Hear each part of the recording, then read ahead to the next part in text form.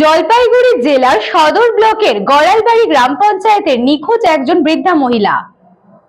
জলপাইগুড়ি জেলার সদর ব্লকের গড়ালবাড়ি গ্রাম পঞ্চায়েতের চৌধুরীপাড়া এলাকার একজন বৃদ্ধা মহিলা নিখোঁজ। সেই বৃদ্ধা মহিলার নাম পাইলা বেগম।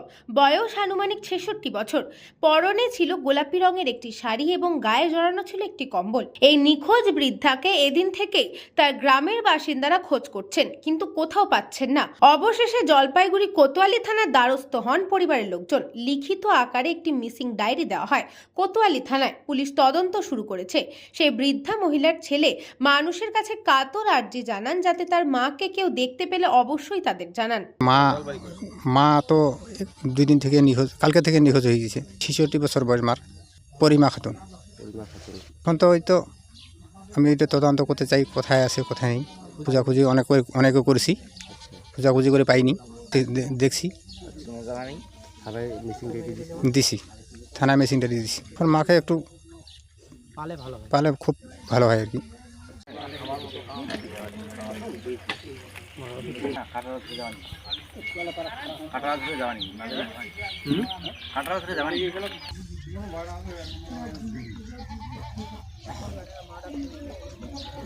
জলপাইগুড়ি থেকে খাদিমুল ইসলামের রিপোর্ট, নিউজ বঙ্গ টাইম।